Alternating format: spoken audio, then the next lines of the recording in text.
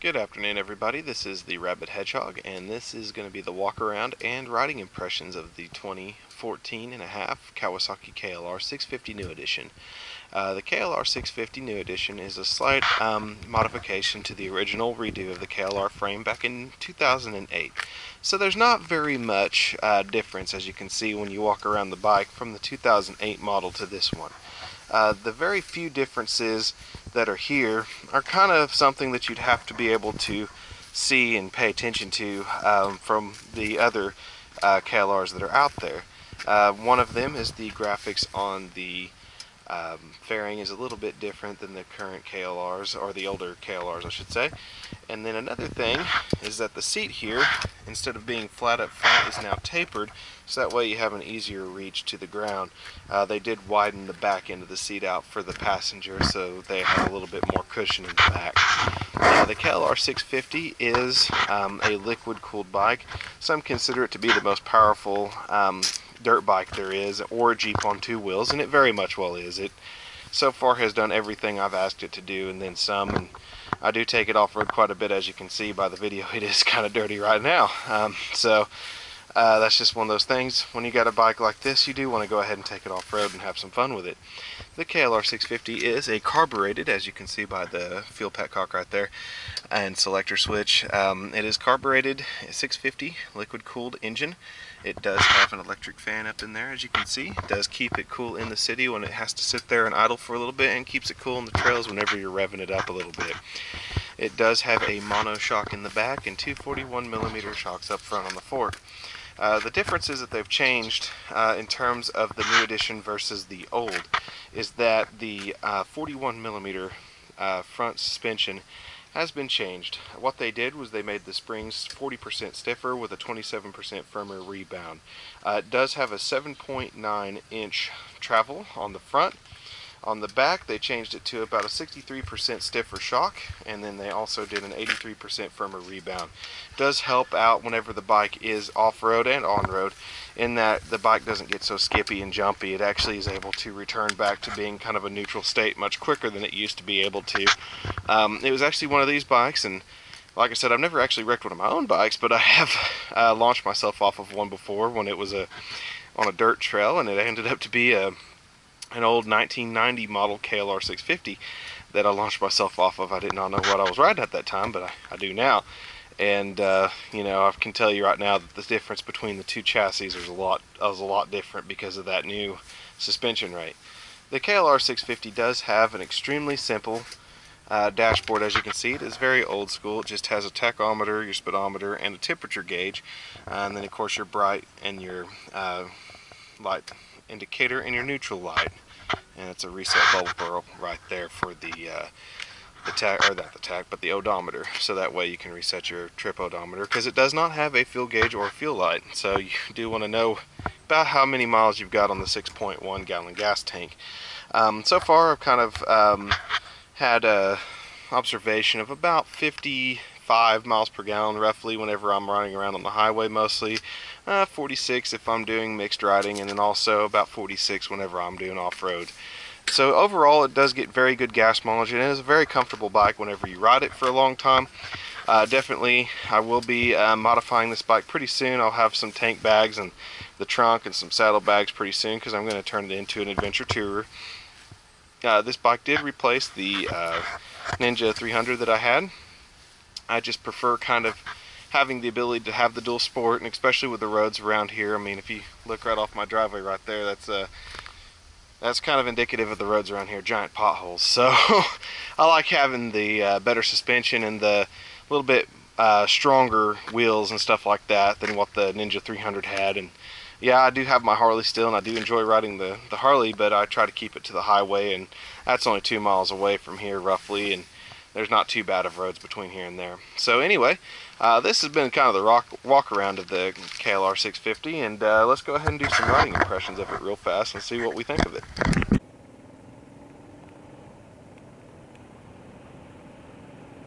Alright, here we are on the ride impression of the KLR650, and one of those things where you can't really do a ride impression of a dual purpose bike unless you take it to the washboards that are around you. And you know, that's one thing about it.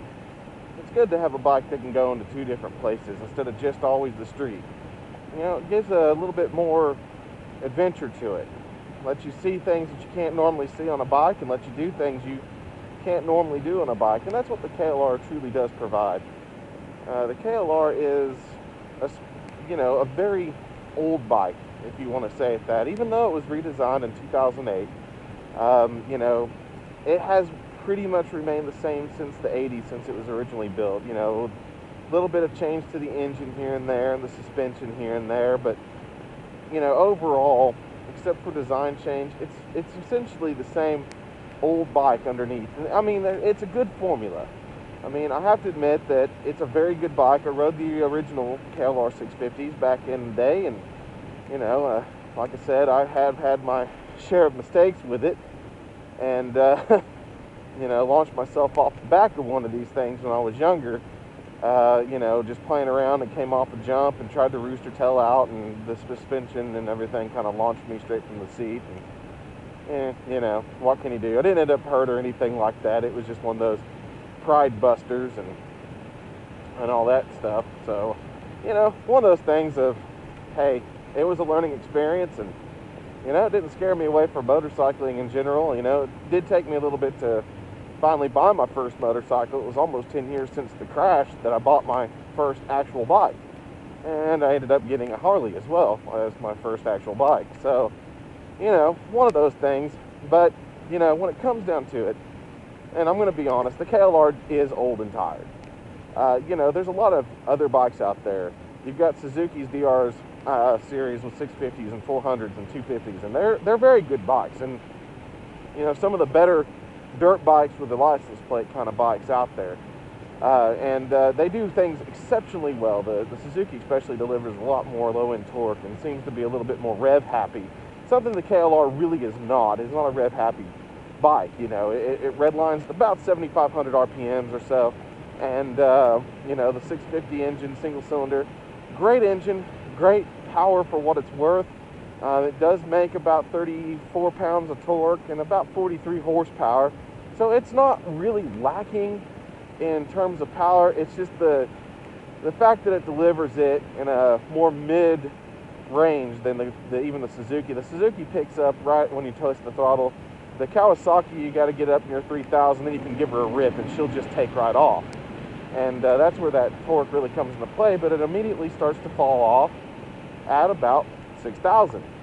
So you got a very limited torque range, and for a bike that's the kind of the Jeep of bikes, you want it to be a little bit more in the way of the low end, because you're going to be doing a lot more low end starts, and you're going to be bogged down in things that's going to cause you to be on the lower end, and that's just it. You do want that low end torque, and one thing about it is the KLR doesn't have that. And, got to be honest, this is an honest review of this bike. The good news is that if you're going to use it as an adventure tourer, and you're going to take it on the streets as well as the back roads and the trails, it's a great bike for it. I mean, it does it well. And it may not be the exceptional bike in the category, but it does its job well. It does what it was designed to do very well. The suspension is highly competent on the road and off the road. The engine is highly competent even at 70 miles an hour. You can still hit it and pass vehicles at 70. It's very great at that.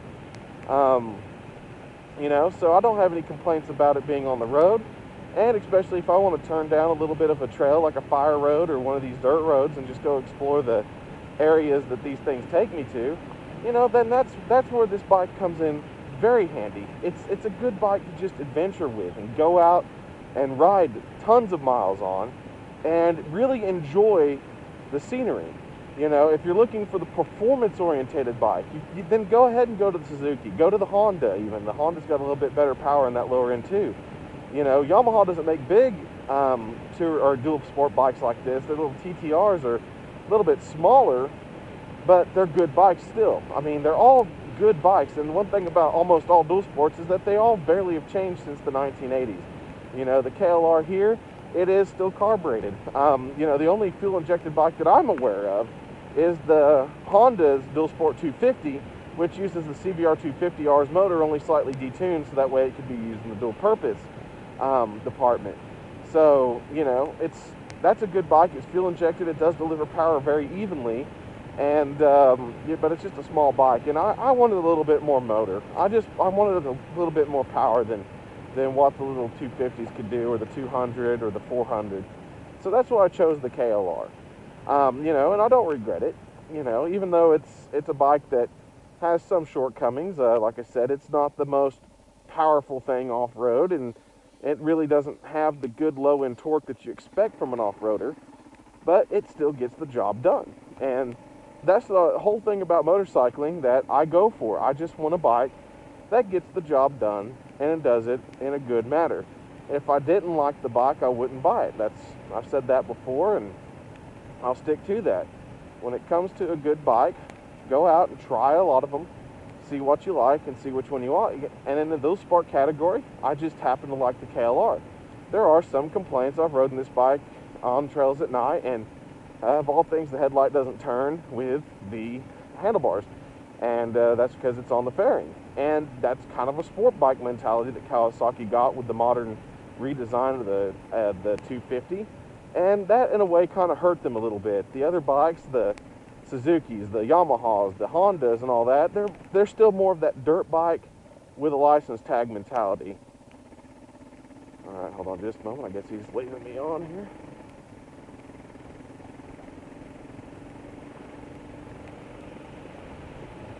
I don't know what he's doing, but okay.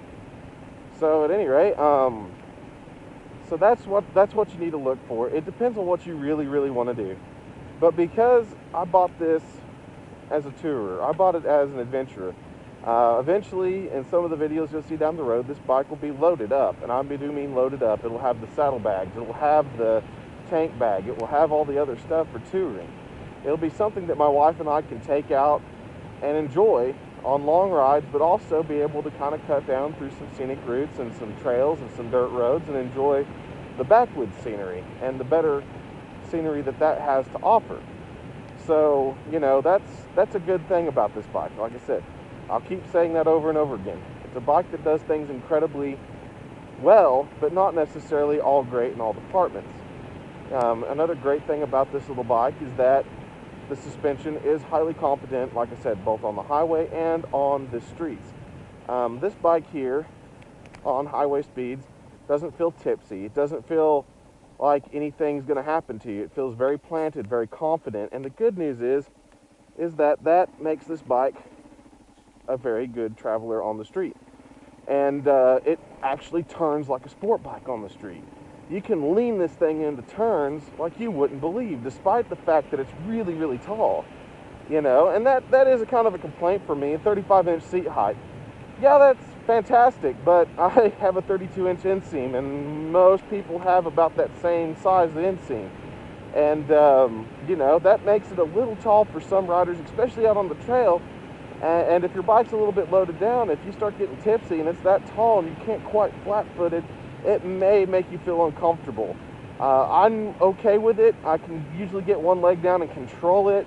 It is heavier than most of your other dual sports by, you know, in some cases 50 to 100 pounds, but it's still light enough that you can catch this bike with one foot if you absolutely have to. And that's where I don't mind it at all, because I can get that foot down and I can get that bike stopped in a hurry before it falls over and, you know, somebody gets hurt. So that was something I looked at too. But, you know, a lot of the other dual sports can do it and have the same ground clearance as this KLR. And absolutely they have 8-inch lower seats in some cases, you know. And that's a little, you know, one of those things of preference once again. And if you want that lower seat, then hey, go ahead and grab it. That's probably, you know, good if you're a beginning rider. Get a bike you can handle for sure and work your way up. And if you never like the taller bikes, then I recommend not purchasing this one.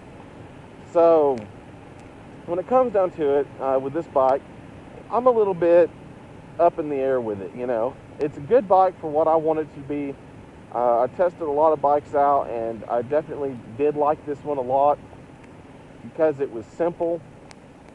It was a very, you know, it's like going back to the old days of bikes. It's just simple. There's nothing special about it. There's no computer control. There's no, you know, fancy electronics or, you know, traction control or analog brakes or anything like that. It is just a bike that is honest and pure, just like the old bikes of yesteryears.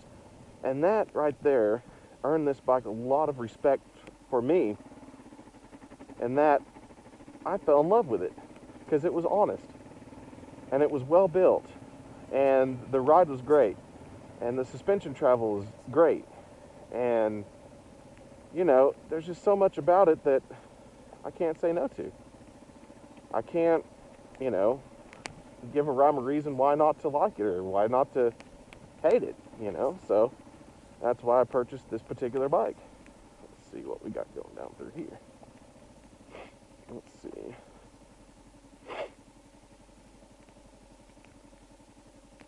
Pay at window. And they're closed, but that's a drop box. I'll go ahead and just turn around. I just want to see what the lake level looked like. So I'll just roll back around. Looking pretty good. We've been in a drought here in Oklahoma for the past several years, and this lake is small. It's called Lake Liberty. It's up near Guthrie. And there's some good little riding trails for these bikes around here, but as you can see, the lake level is still fairly low. It looks about 4 foot low or so over there. So, you know, one of those things, I just kind of want to take a look at it.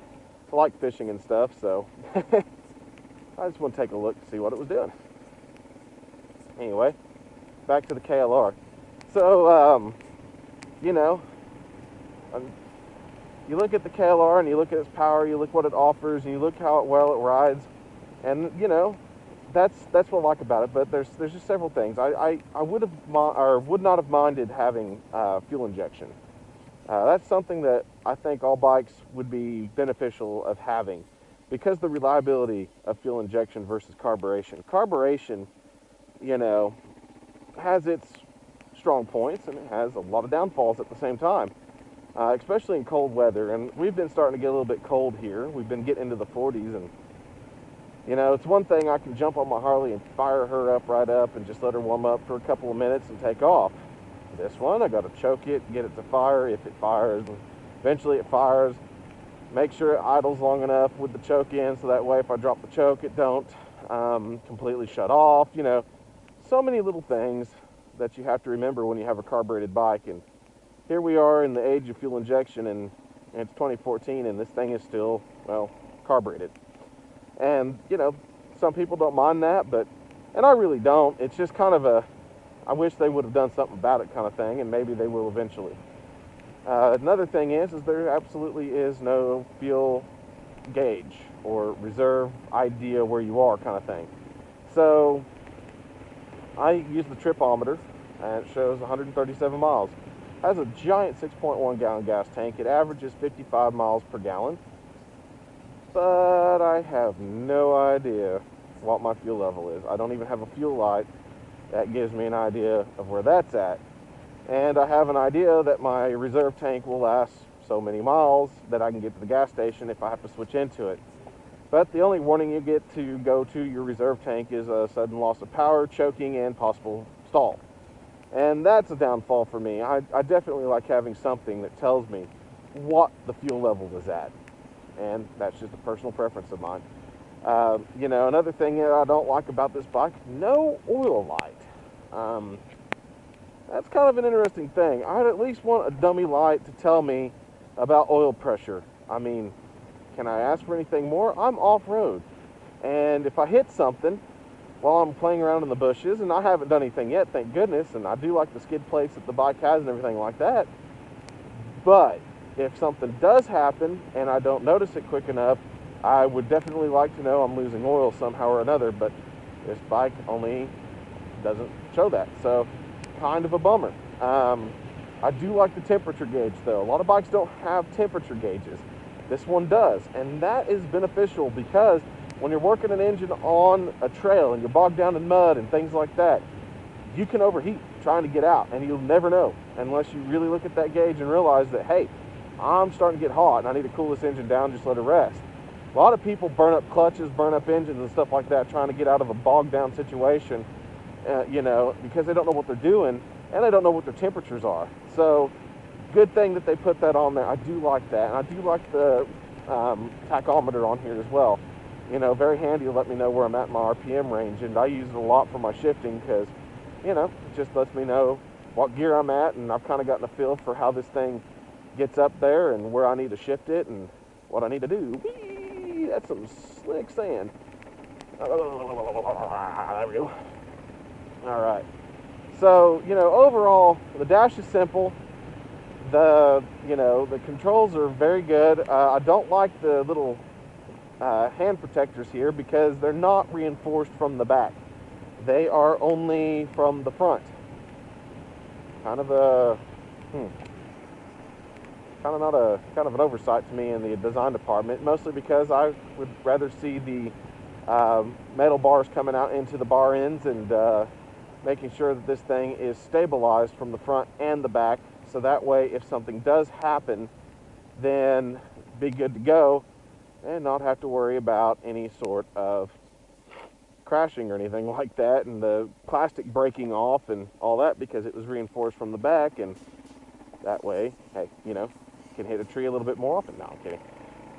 So overall, the KLR is a good bike, does everything very good, and you know, here I am on a regular road and rides beautifully down this road. The seat's very comfortable. Like I said, during this redesign that they did on it, they scalloped the front seat a lot more, and they cleaned it up at the front so that way you can ride it a little bit more forward position, get your legs around the tank a lot better, and you're not as spread out as you were, and you can ride very comfortably for a long, long, long time. The seat cushion's very well put together and very smart, very clean. And my wife really loves this bike too as a passenger because the back seat's very comfortable. The pegs are in a good spot. They're high, but they're perfect for her to sit on. And overall, it's a very good bike to tour on with two people. And you know, so that's another good reason why. Took her with me when I bought it, so that way she could sit on it and act like a passenger and see if she liked it. And she did, and that's kind of important to me. So I like her to go on the trip with me and things like that. And eventually, we'll get her in on some of these conversations. I'm working on new helmets and communication gear and stuff like that, and all that. So anyway, on this honest review of the KLR650. What I want you guys to take away from it is that it's a very competent bike, very good off-road for what it's worth. It's not as good as some of the other bikes because it doesn't have the low-end torque, but it still gets through and does things very well. And it has a good ground clearance, good suspension travel, good firm suspension on the road, so you don't bounce around like you would on the dirt bike on the road. But you've got that firmer suspension on off-road and on-road, and it handles very well. You can dive into a turn like a sport bike on road, and you can maneuver around in the dirt when you need to. So very good on both fronts there. Another thing is that it's very simple to maintain, very easy to work on. It's a very honest bike and very simply made. And there's nothing wrong with having a simply made bike. That's the truth. I did an oil change on it myself, and actually did the first maintenance on it. I found a maintenance manual and was able to use it, complete the first service in about 45 minutes.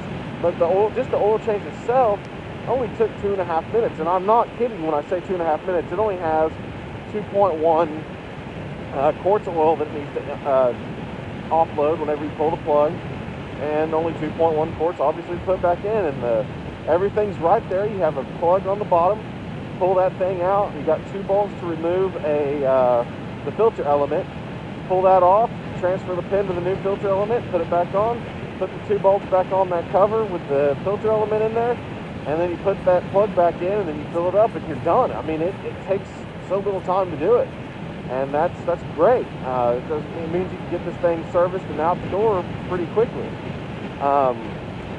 You know, and the bike is really tight and does a lot of things very well, and you know, couldn't say no to it. Very good price point. I got it from Ajax Kawasaki. Give a shout out to Brian out there.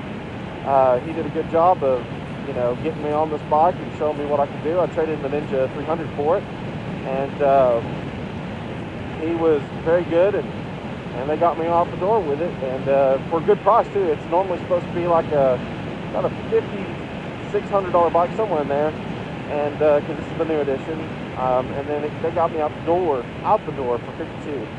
So, you know, and they weren't even in model clearance yet. They were just matching the price that I've managed to find at a Dallas store, and we did a good job there. So I give shout out to Ajax, and you know, hopefully everything goes well with them. So at any rate, this is the Rabbit Hedgehog. If you've got any questions for me, just let me know in the comments below. If you like what you see, subscribe, and I'll keep posting videos up and answering your questions, and even do some videos to answer those questions that you've got. But once again, keep that shiny side up, folks. Be safe out there. Enjoy the ride.